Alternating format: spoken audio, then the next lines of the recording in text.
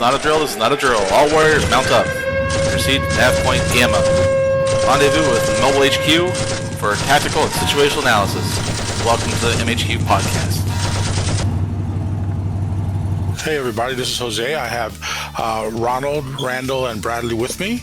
This is part 3 of the special command abilities. And we're going to do something a little different today. We're going to do with announcements up front. So Randall, why don't we start with you? Got anything coming up in your neck of the woods? Well, we're doing some local stuff. Every month we're doing a Learn, Play BattleTech session up in Spring Hill at Plothammer Games. Yeah, that's the main thing we're doing. I know we're talking about doing a trip for Southern Assault. But yes, I think Bradley is the coordinator on that one. But that's what I got. Ronald? Nothing from me on my end. I am going to be running this Wednesday at Armada Games the very much anticipated classic version of the arena, Solaris Arena. We haven't decided which one. We've played Lyrian, Davian, Liao. So I have Merrick and Kurita to choose from, plus 5 other random slots. But we'll see what comes on there. I'm probably not Kurita. Really? Uh-oh. All right. Yeah. Well, because Kurita won't work because I told everybody a heavy mech, and Kurita has recommended that you run medium or light mechs through the the tunnels because it's all underground. Jumping is a dead mech, but eventually I'll run that one. But Bradley, yeah, you want to talk about Southern Assault? Yeah, I'm definitely looking forward to whoever can come and join me to go to Southern Assault. I am definitely in the motions to getting it all squared away on my end. Go, and if you guys can't go, I definitely will be there. We are definitely rolling with Fortress Games now. I definitely received our first gift certificate that we're going to be giving out to players when we go to events and stuff like that. I got the first batch of it, so we're active and live with them. Okay. Things that I'm working on right now, going to be in November. It's going to be a very busy month, with not only with Southern Assault, but October 31st through the 2nd, I think, of November is Nerd Quest right here in St. Pete. And I'm going to be running the events there at that place Friday, Saturday, and Sunday. And I think what I'm going to be doing, I'm already laying the groundwork for it. It's probably a Friday is going to be a free play, and either Saturday or Sunday I'll do a tournament, either WolfNet 350 or even one of the other things that we're working on as far as a tournament. And then either Saturday or Sunday, I'm going to do a big battle with the Battle of Huntress, which I am in the process of working up right now, where the Inner Sphere comes in and invades the actual world of Huntress from Task Force Serpent. And having a couple players jump on the table, I'm looking maybe have 4-on-4 players play this game. I'm in the midst of working it up. I will get in touch with you guys later about it because I'm putting the details together right now, doing research to try to figure out which battle I want us to replay, because these battles from FASA's books are phenomenal to play Alpha Strike games from, and we had such a great time playing Dragon's Roar that I feel like we can take a next battle level, which was where we dealt with Dragon's Roar was the counteroffensive into the Smoke Jaguar occupation zone. This is going to be the actual strike force that went to the clan homeworlds and invaded the capital world of Huntress for the Smoke Jaguars. And I'm looking at key battles, so I'll post that to you guys in the group chat very shortly. I got an idea too, but other than that, I want to go ahead and get us wrapped with this these command skills, and I'm hoping that our listeners are hearing us talk about these things and maybe give them a better idea of what's going on with these rules and how to play them. If anybody has any type of questions or wants to know more, they can email me. My email is profit, PROFFITT 3067 @gmail.com, and I will help you understand as best as I can how to use these command skills, because they really do bring a different aspects of the game to the table. because it allows you to replay key command units that you read about in the novel books. Okay. Sounds good. So let's see. Next one up. Where are we at? We are Rapid at Strike. Rapid Strike. Yep. All right, I and think that's we what can we're get through looking this today. for. Yep. There's And only Rick, 20 there's- left, so we should be able to. Especially think with also all of let's- these tactical ones. Yeah, Should the be tactical ones are not crazy. that bad. Yeah. Let's go ahead Okay, and so I'm going to start review off with our- Rapid Strike. Wait. Let's go ahead and review our scale real quick, so that way listeners don't have to go back and listen. We're Sure. doing this to break down to decide whether these command skills are designed for a game of either a battalion-sized force or a company-sized force. And what I mean by that is when we reference is it a 1 or 2 pointer? A 1 pointer represents the ability for this command skill to apply only to a company level force, and a skill 2 point would be something you apply to a battalion skill force. And I always recommend that if players want to play test these, they should only play with at least 2 points of command skills. That way they get familiar and get their feet wet. So let's go ahead and get into Rapid Strike, Okay. Jose. All right, Rapid Strike. In any scenario in which a force with this ability is the attacker, its units move onto the map as normal, but only half of the opposing force may deploy at the start of the game or on the first turn. The remaining enemy units are divided into 2 equal-sized groups that move onto the map from their home edge on turns 2 and 3. The group moving onto the map is chosen at random. So if you have, I get that part. Okay. The controlling player chooses the specific units that do not deploy in the first turn, as well as the composition of the 2 undeployed groups. And that's where I got confused when I was reading this. Bradley? Oh, okay. But this one right here is basically in a match. Okay, let's say for sake of argument, you got 24 units. All right. Rapid Strike. If where the scenario forces ability is the attacker, and you say, well, I got 24 units. Well, Rapid Strike allows me to only hit you to deploy turn 1, 12 of those 24. What that means now is turn 2 and 3, you still have 12 units that are not on the table yet. But what that means in turn 2, you get 6. Turn 3, you should be able to have your entire force. It's a piecemeal type of approach. It's basically saying your force came up out of the woodworks, caught the enemy right when they were coming out of a pass or whatnot. Okay. This one I classify as a 2-pointer because it is very powerful in the game. You experienced this one from me. Can you give a experience of what it was like to deal with this? I think I have. Or no. Ron has. Ronald's Yeah, that the was one. Ron. What's was that? wrong. Rapid Strike? Yeah. Yeah. Yeah, you're the victim of it. Yeah. Forcing me to choose to either keep my hidden units hidden and have just 2 units on the table and break my force down and run for 3 turns with 2 units. Yeah. Or break my units down and say, okay, well, I'm giving up the surprise element for hidden units with camouflage and just take half my units and then another quarter and then another quarter out at the end of it. So I chose to go ahead and do half, quarter, and quarter, just so I'd have a favorable chance of fighting off the whole battalion of stuff. It was brutal. I mean, Rapid Strike was like the first time I used it, and I was like, wow. It really did give the tactical ability to the attacking player to go, okay, I can either set up a defensive line on an objective and you can't get to it, or I can get to a point where I can secure all the best firing points first, and then you have to play a slugging match with me while I got the best lanes while you try to recover from coming in short. So that's why this one's definitely a 2. And it's actually one of the ones that actually affects the other player more than the actual unit that you're playing with. That's correct. That's why I say it's a force multiplier. That's why it's a skill 2 in my book, because of what it can do to another player. If it's something that only deals with your force, but Rapid Strike, it's one of those ones that when you want to hit an opponent with everything you got right when they're coming out of, like I say, that canyon or that forest, boom, you can hit them and take out a few units before he even can get an opportunity to set up a defensive line or an offensive plan to come at you. So 2-pointer. Yes, sir. Yeah. Definitely. Okay, good enough.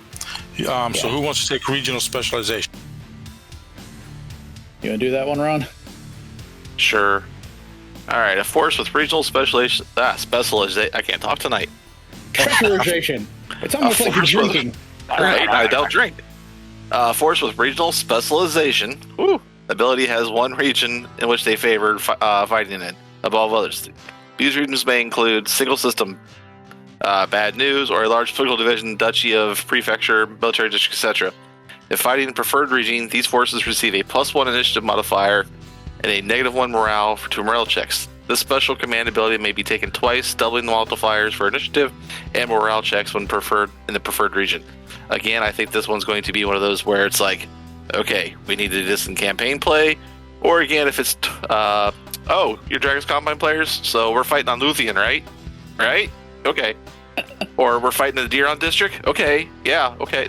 That's the only way I see this being tournament play. That whole espionage thing that you were talking about.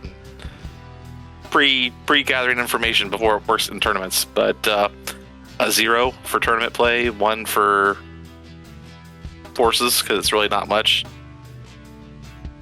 I agree. This is a 1, because you could take this twice and get, it's only an initiative modifier, mostly. I mean, unless you're playing with what's that? With not morale checks. Morale checks, yeah. Yeah, I mean, that's never in a tournament play game style. You never have to deal about, well, you turn around, you took out this commander or that commander, or this much of your force has been pulverized. Now you got to roll to see if you still stand and fight. That's never a part of a tournament fight.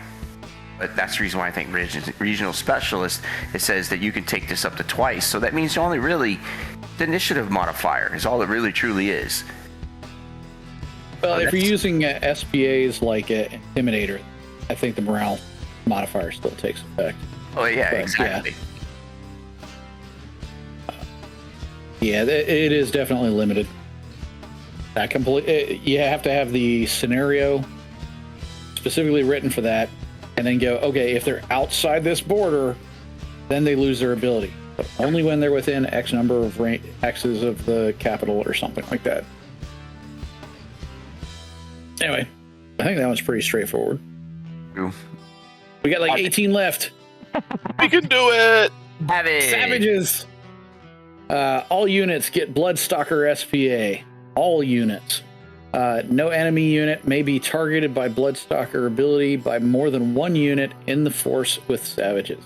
If there are not enough enemy units to target, the remaining Savages units suffer the penalty for attacking any enemy unit. When a unit without Bloodstalker activates. Sorry, I was thinking activities. When a unit without Bloodstalker target activates, and there is an enemy no longer targeted by a Bloodstalker ability, that unit may then declare a target for the Bloodstalker SPA. So basically, everybody gets Bloodstalker, everybody gets to call a challenge. Yeah, but you also can't use this on multiple units hitting the same target. It says clearly, enemy it may be targeted by a Bloodstalker ability by more than one unit in a force with the Savage. So that means this right here actually is perfect for somebody that plays Clan. Right there. About to say that, Zelbringa. Mm-hmm. I mean, it's this I feel is definitely a 2, because everybody's across the board is automatically going to get a -1 to hit. That can play into your ability as far as whether you want to put PV into your guys to be either skill 3 or skill 4, because you know you're going to have Savage ability. You're going to be able to now take a -1 to hit, but you got to declare against a target, but you still, it's a -1 to hit. So, and the fact that it affects all your units, that what makes it a 2 in my book. I would disagree.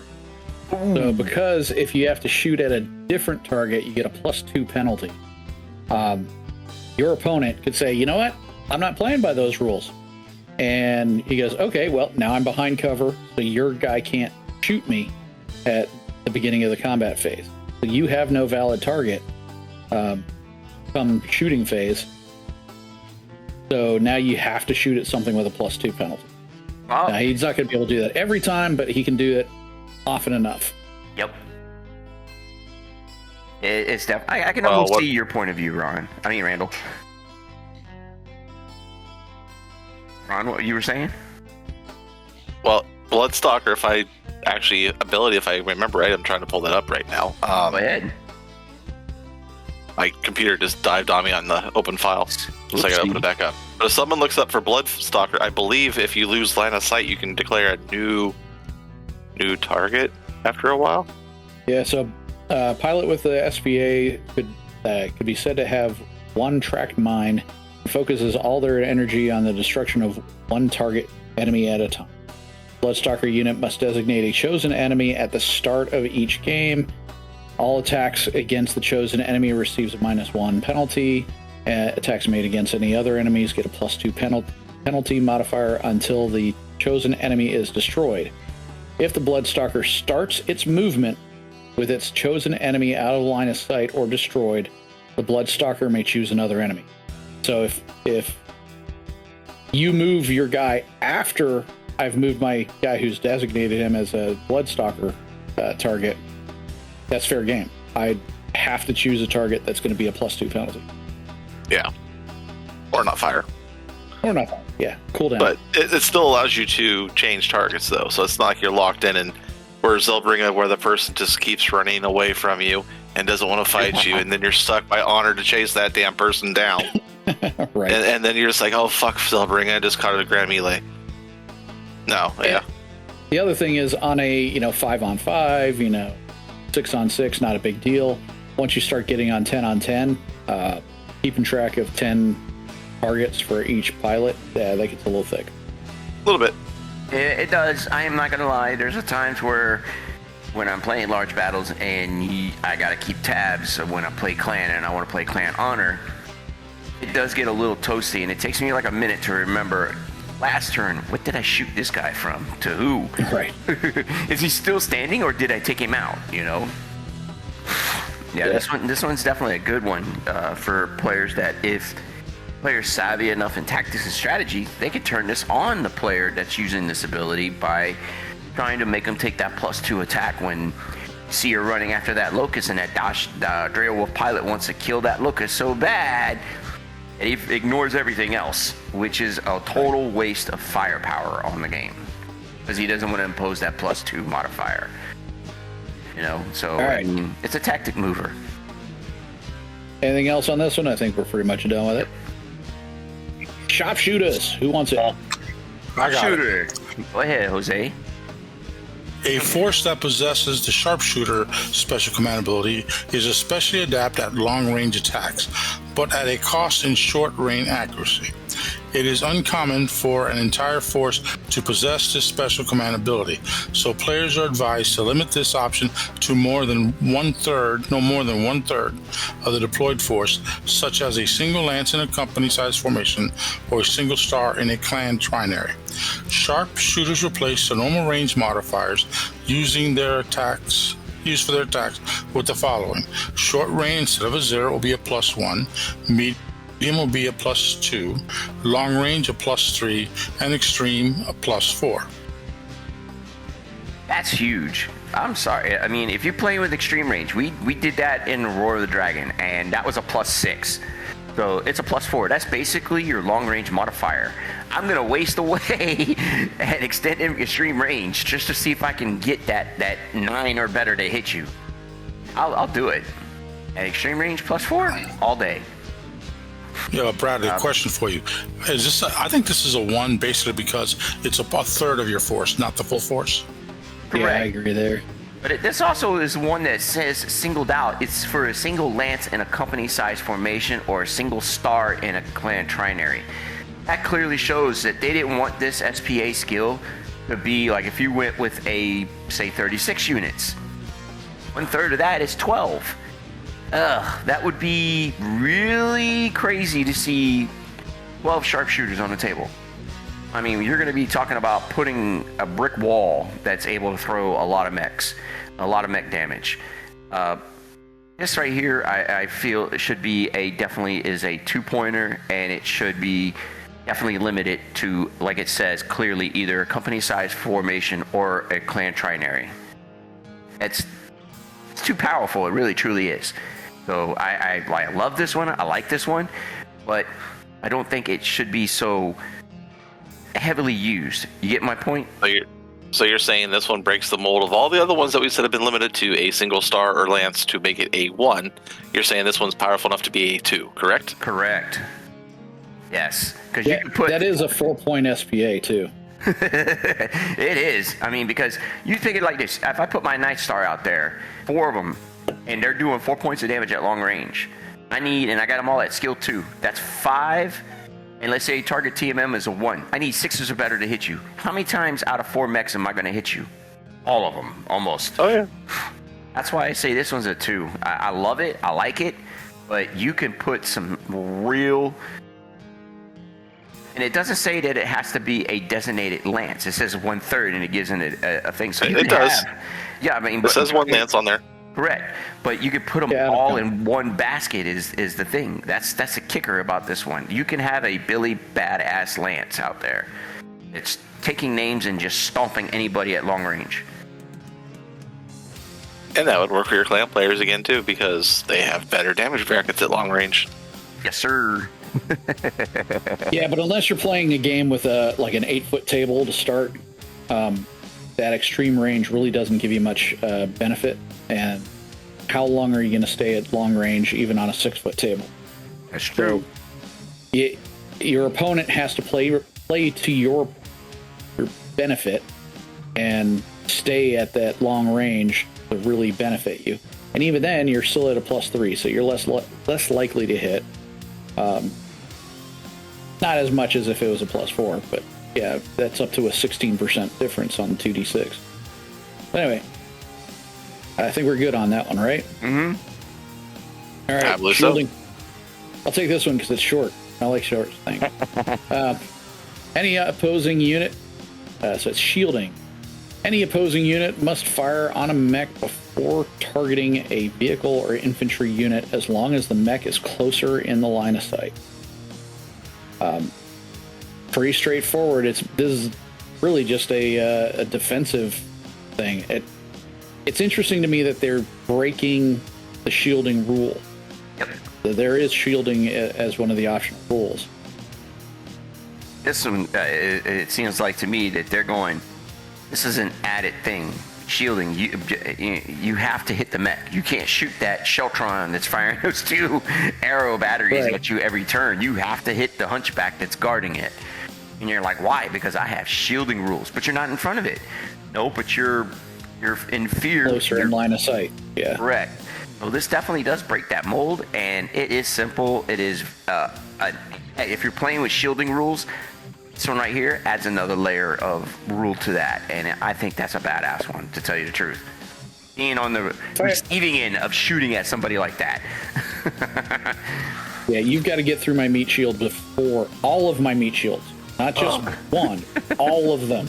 So yeah, I've got that Arrow 4 Shiltron that's pushing out 2 Arrow 4s every round.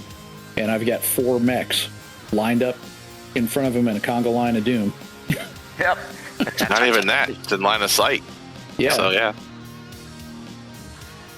Yeah, it's even worse than the shielding rules. At least the shielding rules, you have to be in base contact with your protected unit. That's This one true. doesn't even need that. You just have the unit has to be closer.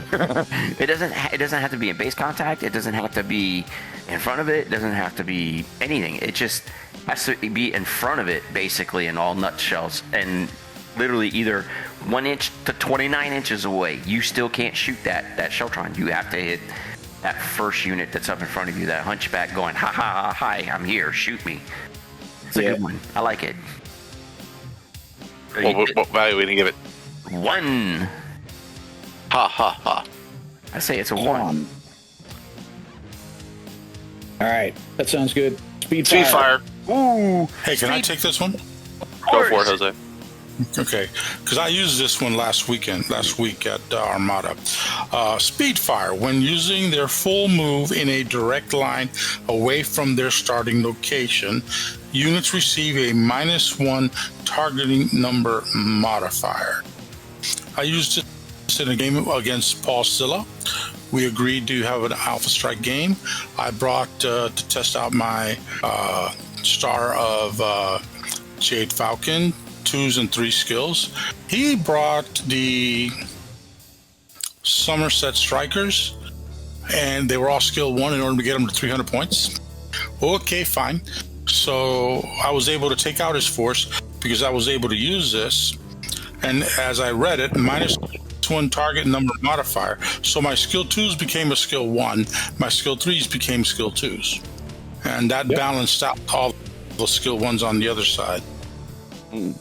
A direct line away from their starting location. That's the question I have. Does that mean a 45-degree angle? Does it have to be a 90-degree angle from the starting location? Badly written rule. Yeah, this one's one of those. It has to be a direct line. Does that mean, like you said, is that straight, curved? It doesn't say. Well, straight does mean straight. So I'm saying if you have the option where you can go 45 degrees in a straight line for 14 inches, yeah, that counts. If you have it anywhere that you can move your mech with Alpha Strike in that area, straight line 14 inches where you're not bending around terrain or turning it into woods or whatever, it's got to be a straight path. So it could be anywhere in the 180-degree spectrum if you'd like, as long as you have a clear straight path. Straight path, yep. I agree with that. And it has to be your full movement. 12 inches, 10 inches, whatever that is. But I wonder if jump would count for that. Probably. I think it does. Say no. Yeah, you could use it. Why not? This is full move, but it's just got to be a straight jump. That's true. Well, that's what do you guys can think? you jump over a building? I mean, that is still technically a straight jump. It is. As long as you don't have to divert, yeah. Don't smack the building though. That hurt. Yeah. Smack into the side of it. All right. So what's the point value? I want to say, the example of Jose, this one's a 2. Get it every round you do that. So yeah. And it's every unit. It's not limited. It's not in any shape or form has any type of take back from it. It's either you go straight with your direct line of movement and get a -1. It doesn't give you only X amount of number of units can do this. It doesn't say a quarter. It doesn't say. So this right here applies to your whole force. So for those shark attack type of mechs, this would be perfect. You know, a full star of let's say piranhas coming running at you. They all get a -1 to hit you because they're moving straight. And that salt star and the other star that's moving on you, well, they get the -2 because they get they get the -1 as well because they're speed fire moving from one direct point to another. But the key is you got, like what we discovered talking about this, is the only units that move in a direct line can take this. So you can't have a zigzagger running from one point to the other, from cover to cover, getting this, or a unit that only went 4 inches out of 12. It has to go its full movement, and a player has to really keep keen on what they're doing. This one. Yep. All right. I think we're clear on that one. Strategic command. The force may alter the choices of home edge and move any terrain up to 6 inches from its setup position. If using map sheets instead of terrain, the force may rearrange the map sheets as long as the final arrangement has the same overall final shape. For example, if the setup has 2 map sheets aligned along edge touching, then after rearranging the map sheets, there must be 2 map sheets aligned along the long edge touching. However, which map sheets goes where and which edge faces which direction may be changed. I like it. I would definitely say this is not something for a tournament. No. No, this is one of those ones where if you set up the table and like if it says you can set up a terrain 6 inches from setup, any terrain, you can move. I think this right here, when you play and use this one, you should not be able to move objectives, and that should be something that I think needs to be covered in a tournament. That strategic command cannot move objectives. You can move that hill, you can move that plot of trees, move that river a little bit, 6 inches, but to move the actual objective, no. I don't know. I'm thinking about that on a campaign level. Campaign's different. Okay. Tournament. I'm talking about tournament. Yeah, tournament versus campaign. But like in a campaign thing, you've got objectives. So that building in the middle that's right on the center line is the objective. 6 inches closer to me. Thank you very much. Yeah. So I think it's I don't know, guys. What do you guys think? I'm thinking 1. It gives Okay. you an advantage, but not a significant advantage. That's true.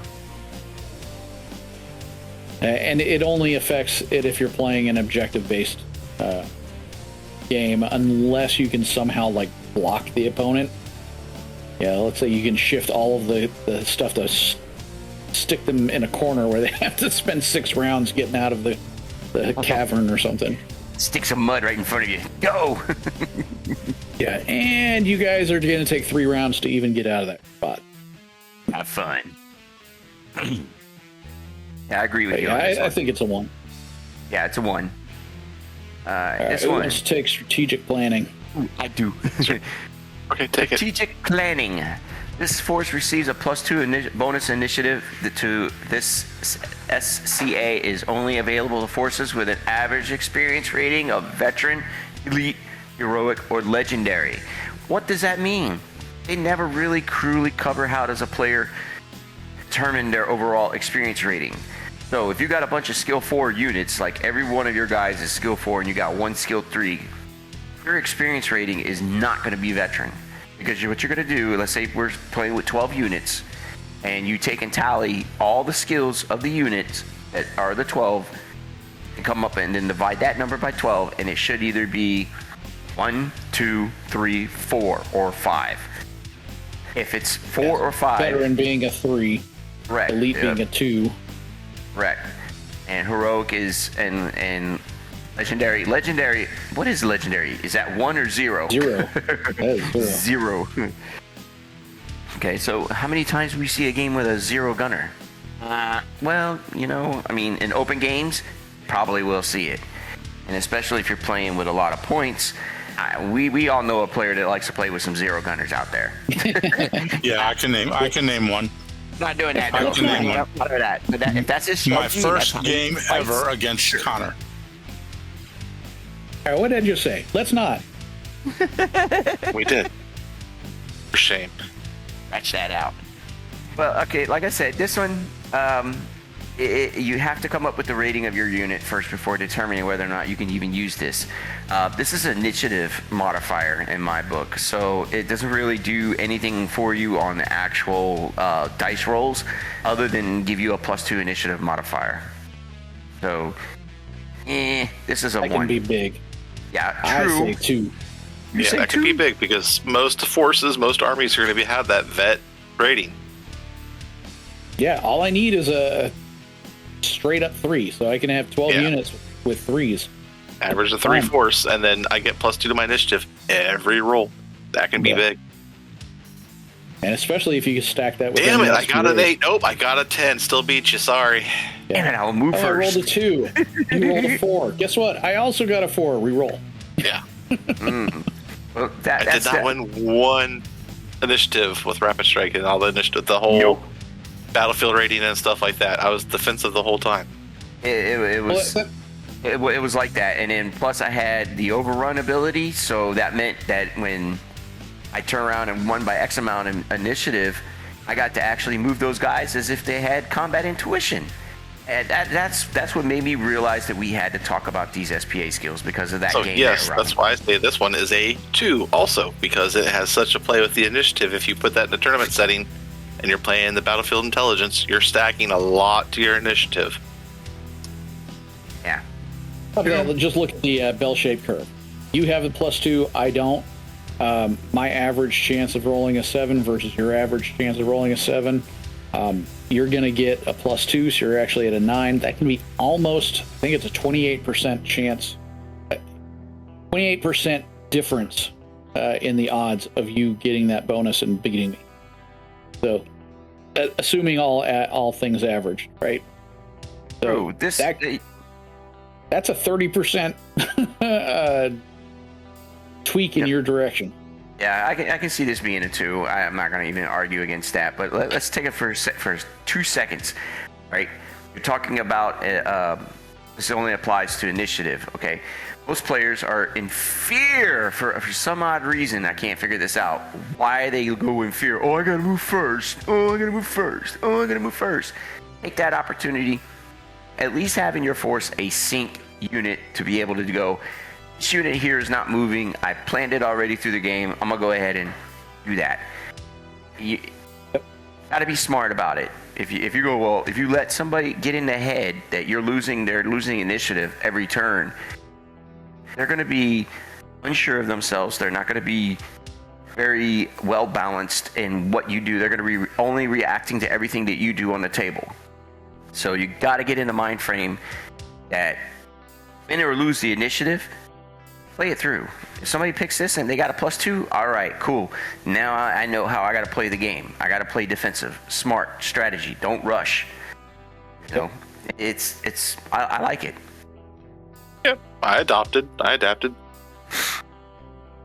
All right. You good? Yep, I Tactical agree. adjustment. All right, tactical adjustment.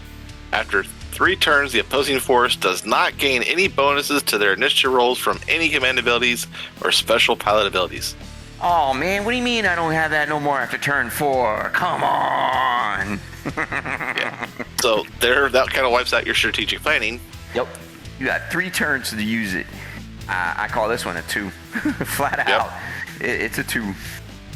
Can certainly mess you up because if you build your force with battlefield intelligence and you got it still works for that. It clearly says. I know, that's what I mean. Correct. Command abilities and special pilots. With your battlefield intelligence, you can get up to a +3, and then you get your tactical planning or strategic planning gets another +2, so you're at +5, and then your opponent drops this out. Everything you just did for your force is now negated after round 3, and all they have to do is be defensive for the first 3 rounds. Yep. That can really derail you. Mm-hmm. All right. We're getting into tactical experts. Oh my lord, there's a lot of these. You're crazy. Yeah, I'd like to take the first one. Yeah, go for it. Okay, because in that game against Paul, I also chose Tactical Experts Combined Fire.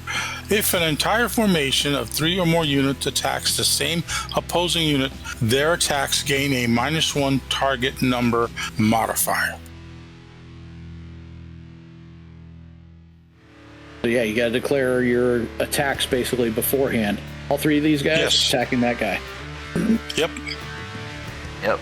And if your first guy slices and dices the opponent, like say for sake argument, if you got 3 mechs that are firing on 1 unit and number 1, you put that in the declaration so you can get a modifier of -1. If the first unit destroys the chosen target, do the other 2 still have to act as if they shot at it, or do they get to pick a different target? How do you play that? I would say it would have to hit the target that's already destroyed because it's acting as combined fire.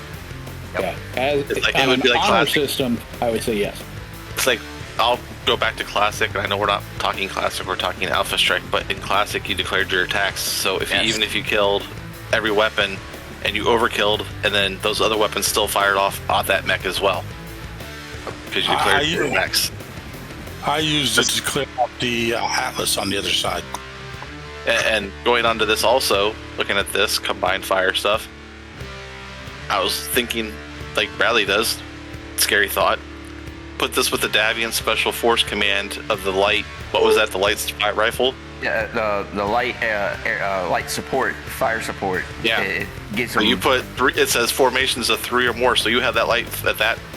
You get +1 or -1 to hit already. -1 again. So that first unit starts at 2. It hits. Now the other one's at 3. So it's even more deadly than what you were saying before. Mm-hmm. So, yeah, that formation, that Tactical Expert would be very interesting. Yeah, I guarantee you. Magic the Gathering. I mean, it's like this affects that, which affects that, which affects that. This is supposed to be a simple game. Not anymore. Simpletons? Are we simpletons? I am too. Stuff. Roll me dice and add I put 12. a chain together. I put a combination together. I'm happy. Yeah. Yes, sir. Welcome to my world. Anyways. Did you say what your Bradley. score was, Bradley? My score. Yeah. On this one? 1.2 points. This one I think is a 2 because it doesn't give you a limitation. It really don't. You can have this for your whole entire army. It just says you have to use 3 units to shoot at 1 unit. So that means out of 12, you're going to have everyone have the ability. So this is a 2 in my book. And there's no penalty otherwise. But then the whole, like a whole said, looking at it from just outside perspective, it's like declaring your attack. Oh, these 3 units are attacking this. And, oh, well, that unit's dead, but these other guys have already fired too because it's combined fire. They fire all together to kind of drop that target. The only real restriction listed in here is it says formation. And that's capital letters. So that I take back to a lance. Yep. A star, a level. Whatever. Okay. Yeah. So let's put it back. If you want to put it like that, where it says, it says an entire formation of 3 or more. So it's. Is it meant we to got be level for 2 more? of a lot of mechs. I mean, that's 6 mechs shooting. Yeah. The entire formation has to shoot in order to get that. So you can't sit there and go, oh, that one's dead, now I'm switching target to the -1/2. I don't think it works that way. No, I agree 100%. And I would say formation is, like you said, a lance, a star, a level 2. Now, if you're going loose and completely saying, hey, it doesn't matter how you combine it, then yes, I would say this is a level 2-pointer. Right. But if you're going strictly and say, no, you built your guys as a lance, therefore that lance has to shoot at this thing. Okay, I agree with now that. I think it's probably level 1. Yeah, But in also that case, I agree with it. Okay. But in thinking also, if you sat there and say, oh, my whole army gets it, well, Right. now one target is totally scrap metal, not even probably that, and you've wasted all the other shots at other units to get rid of one unit. Yeah. So yeah, I would think it's more designed for a lance or a star. Yeah. Because I can't see someone building a whole army going, I'm going to fire at this one thing, okay, it's dead, and they're getting return fire, and I don't think the benefits would be back. Ronald, I think I can see one force that can put this to use, because they'll have 3 in a level 2. I mean, 2 sets of 3 in a level 2. So if you build, let's say, 3 level 2s and get 12, 13, 18 Right, mechs. but that's still only those mechs are all going to be assigned to one target. Yeah. If you say it's the whole level 4 or level 2. I bring 18 I see what units you mean. and they're level 2s, and I have 3 possible formations that can shoot at this. And I have to designate all 6 units in that formation shoot at that one target. Which is fine if you're doing... Yeah. If you want to drop that dire wolf, great. But Yeah, at the true. same, the whole thing is you're losing a lot of firepower to take out one target when you could actually take out multiple targets if you've got the firing lines, is what I'm saying. Yeah. Now, there is no penalty, so that's actually a pretty good thing. So, okay, yeah, my entire formation of my lance shoots at that one guy. One guy, he gets killed by the third guy in the lance. No big deal. So one of my guys doesn't get a target. All of my other lances. You really, honestly, Exactly. That's yeah, I not too bad. mean, if you have 3 lances, you have to declare this lance here is the one that's going to take tactical expert combined fire. Yeah, so you're right. Maybe it is just a 1. I like that Yeah. idea. Because I can't see a whole trinary getting shackled to fire at one target. Right. Now, you could sit You're there picking and 3 say different targets. every single star got it, and it'd be 5 shooting at 1. You could do it that way. Very unclan-like. But And based I on the don't see that being formations, for the whole army. yeah, and based on the formations, I would say that this is beneficial to standard inner sphere, the smaller 4-point lance. Yeah, of course, you lose 2 guys, and you can no longer do this in your lance. So take it for what it is. But I think we've hit this. We've beaten this horse long enough. I think we can move on. Nah. We got more. I mean, there's All a right. lot of because the rules are so vaguely described. You can really overanalyze this shit. Yes, we Pardon my can. French. All right. Tactical Experts Dogfighting. A force with this ability gives a -2 penalty to enemy units making control rolls, performing and avoiding engagements. So 1. It only applies to aerospace fighters. Period. And how many people bring an entire force of I have never seen a game like that. No, I've seen fighters brought to the table, but not their whole entire PvE force brought of aerospace fighters. Yeah, I think you brought like 4 in a campaign fight, and that was like the most we've had on the Oh, board. correction. You did. When you hit me in that canyon with those aerospace fighters, and you came in at me, and I actually was able to put up a pretty good defense on the ground to stop you from having the free falls. I think you had more aerospace fighters coming at me in that game, to tell you the truth. I think you did. Yeah. It's been a while. It's been over a year. I don't remember anymore. Nobody ever brings a whole army of aerospace fighters. So this is easy cakewalk 1. It only applies to aerospace fighters. That's it. Next. Would it be a 2 if somebody brought nothing but aerospace? Oh, you have to go there. Okay, I all do. right, let's look at this. What does that affect? Aerospace fighters only. It's only control rolls, so that I still say, I would still say it would be a 1. Performing or avoiding engagement. So against other aerospace fighters, not against ground units. Yeah.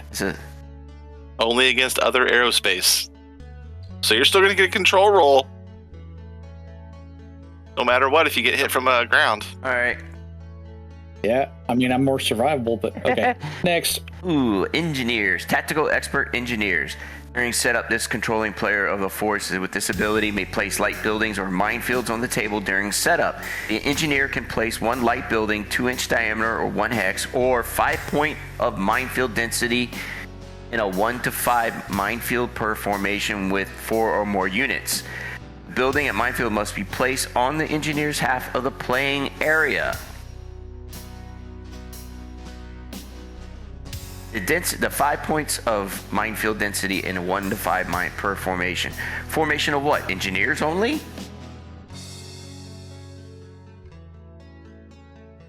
Probably battle armor, stuff like that. But it doesn't tell you. I never really looked at this one too much. Oh.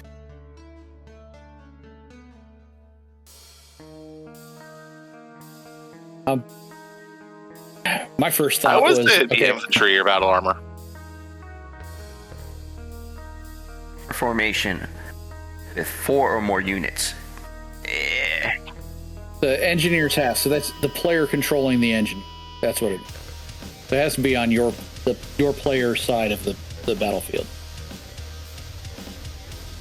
The minefields are valuable.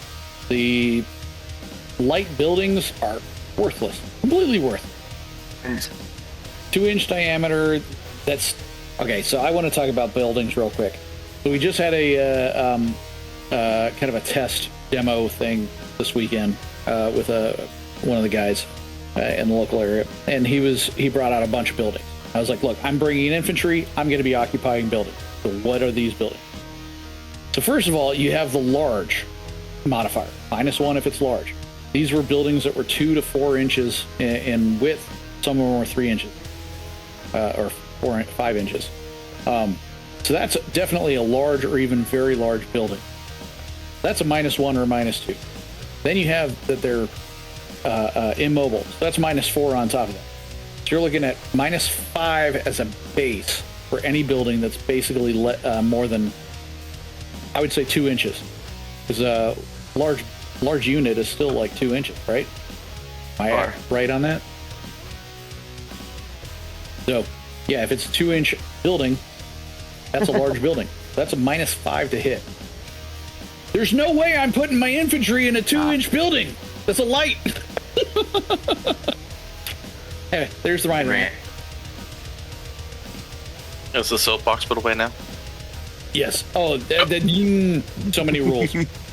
Okay, so for background, I've been doing game design since I was like 15 years old. And I've written my own game systems. I've written my own tactical games. And I'm looking at these rules as an author as well as a player who has to interpret them. And it drives me up the wall sometimes. So anyway, I have my own opinions on buildings. I see the soapbox still. Oh, it's there. It's just waiting to be put out. All right, I'll do technical experts, hidden units. Oh, did we give this thing a number? All right, give it a score. It says 4 more units. I have to say that this is something that's affected off of your whole entire army.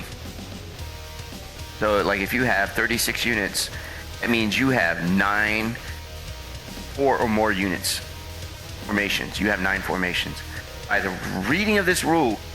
Well, no, it has... You get 1 to 5 minefields per formation with 4 units.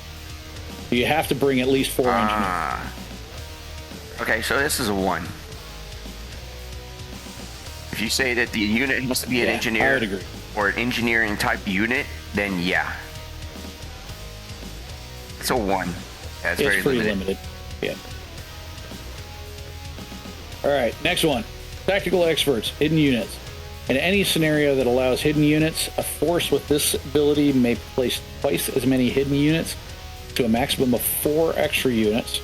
If the scenario does not provide hidden units, this force may place up to 4 hidden units on their half of the map, at least 12 inches from any enemy unit. That one's actually straightforward. You basically get 4, or you get 4 extra. John, you use the hidden rules on your force, or were part of your plans. What do you think about this one? I mean, it adds more to the value because we already called camouflage a 2. Yeah. So this is basically a subsidy of that. I would say it's probably just a 1 if you're just using to get 4 hidden units. Yeah, plus this one doesn't give you the -2 defensive benefit. Correct. That camouflage gives you. Yeah. I mean, I would take it in a pinch if I was actually looking to do super ambushy stuff, but most of the time when we do command skills, you get 2 points, so you either spell it 2 or 1 2 point or 1 or 2 1 points. I can't talk tonight. Ooh. Yeah, this is definitely a 1. All right, next. Who wants to do tactical expert physical? I'll take that one on. Lordy. Tactical experts physical. The controlling player of a force with this ability may choose to have all of its units receive a +1 target number modifier for weapon attacks in order to receive a -1 target number modifier for physical and melee attacks. The choice is made in the combat phase each turn before making any attacks. Interesting.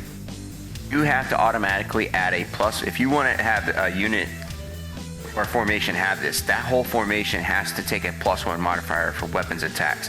They only get a -1 if they are for a physical attack and melee attack. So if you're not doing physical or melees, you're taking a weapons +1 just because you got to shoot a weapon. That's what that tells me. Which, I don't know.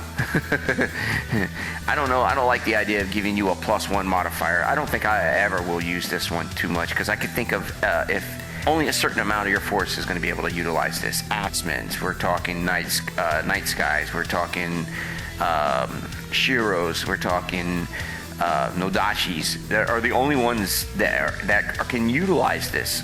I mean, well, technically not, because they have the special melee, so they can actually hit farther out from being in base-to-base contact. Once you get into base-to-base contact with any mech, you're actually doing a physical. A charge with a vehicle is a physical. There's a lot of options with that to get physical, actually. Not to poo-poo on your parade or anything like that, but you still can throw punches in Alpha Strike. Just because you don't have the melee special, you still have physical attacks. It's very situational, but it'd be funny to see. Everything runs up, gets its base contact or 2 inches out, and does this. No, it's gonna. For some reason, I just picture Probably I not. just picture something straight out of Spaceballs where Lord Helmet's being held back when he's trying to sway him with the freaking lightsaber. Just for some odd reason that just comes to mind when I think about physical attacks with mechs for some odd reason. Yeah. I mean, but yeah. But there are fisticuffs and kicks. Yes, we forget about the Highlander barrel. That would work in that aspects too. That would work too, because that's a physical attack how do you also. apply this? Is this a 1 or is it a 2? The thing that gets me, that makes it, I call it a 2, because you can choose during the combat phase. Am I going to get physical, or am I not? All right, I'll roll with this one on 2. This choice is made in each combat phase before the turn of making attacks. So if you're not in range, don't give yourself the penalty. If you get units in range that you're going to do physical, absolutely I'll take the net +1 because I'm at short range and stuff. I'm going to do it because it's a +1. Okay, I'll still got better chance to hit. But then if you're in base-to-base contact, you still can't do a physical or firing anyhow. You can't fire weapons and do a physical in Alpha Yeah, Strike. that's true. Yeah, this is a 2. Because I could see that being very nasty because it lets you choose. So you can sit there and fire off, and then when you get a chance, everything just charges or goes in for that. Jose, this is more up your alley, bro. Honestly, with all your famous charge tactics, if it ever actually pans out with this, you would be lobbing some mechs off the table for real fast. Like a -1, and then you have some good lob shots if you pick the right SPA skills to go along with this. You get a -1 modifier for all physical attacks. There's a couple pilot SPA skills that offer a -1 to hit with physical attacks and do a +1 damage. I mean, this right here is pretty good. So you're talking about my absolutely. Kurita? You're talking about my Kurita? Absolutely. Yeah. Yeah. But don't make my accident Yeah, I wrong can on probably this. do an entire company of mechs with weapons. You know I do play with night guys. Like I said, it doesn't have to have a weapon, though. It's true. got fist. Oh, I know what you're talking about.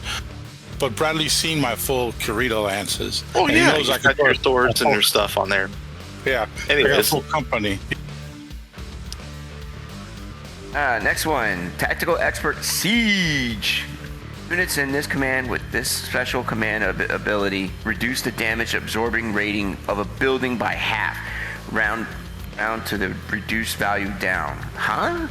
Anyways, a non-infantry target in a light building would have 0 damage absorption against an attack using this special command ability.